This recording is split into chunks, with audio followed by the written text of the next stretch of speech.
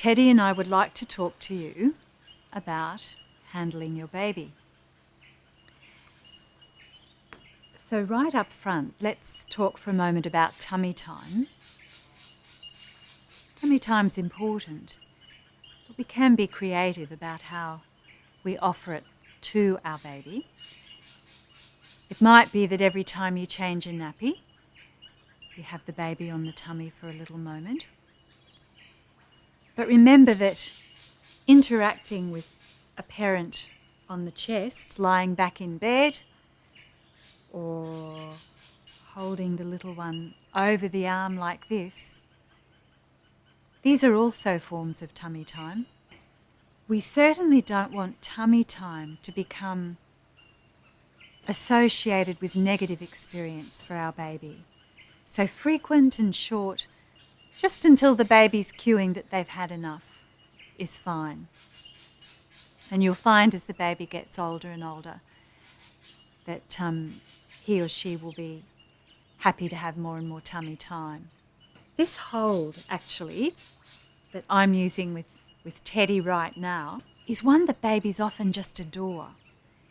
So the baby can see out, which really from about 2 weeks of age is so important to keep our babies dialed down, that sensory input of seeing out rather than being up against the shoulder can make quite a difference to how dialed down the baby is.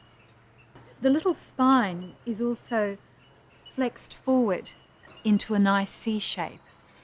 And that's important because we don't want our babies to be going through the day with a bit of a banana bend back. I don't know if I can show you this with Teddy. You'll find if you have a little one who tends to be dialed up, who's a little bit unsettled, they're perhaps even more inclined to have that kind of banana bend, that extension of the spine. And we really want to keep these little ones up against our body with nice spinal support and the hips and pelvis flexed under a nice little C shape. Baby feels very secure like that, up against our body. Similarly, we don't want to be holding our baby out from our body with support under the neck or the head. Now, this is often a positioning that parents are taught to use when they're burping their baby, but it's actually not giving the little one any core stability at all. And the physiotherapists will tell you very strongly that this is not something that we want to do until babies have actually developed their own core strength. So when we're seated with the bubby on our lap, we'd always have the baby's back and spine against our body, giving the baby that core support, not having them dangling out in the air with support under their jaw or at the back of their head.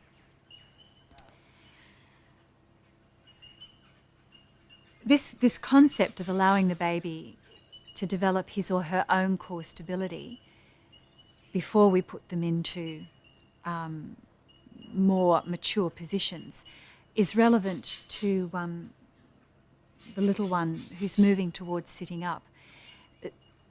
Some folks have the idea that we can actually hasten motor development, that it's in our baby's interests to try to make them sit up.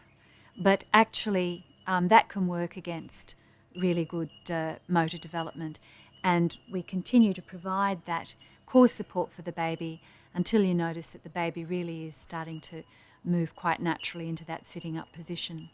Likewise,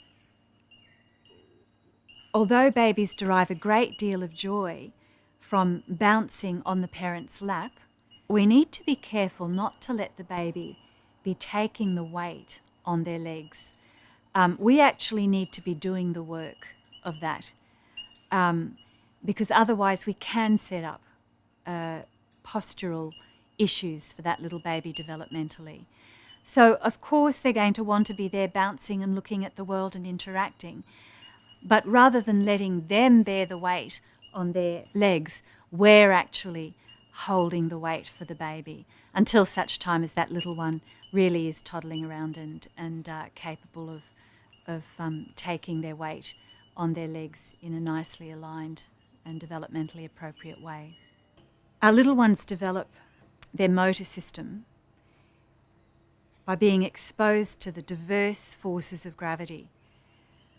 So in fact, time in a carrier or a sling, time over your arm, time in arms,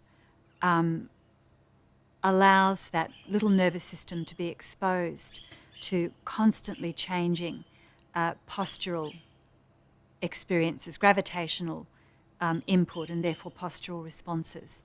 So you can see that long periods of time in the cot during the day actually works against optimal sensory motor development. It is important to trust our baby's own innate timetable, knowing that babies will develop motor competencies at different rates, and not push the bubby into either an independent sitting position or indeed minimally supported walking until the little one has the core stability that allows that to occur independently.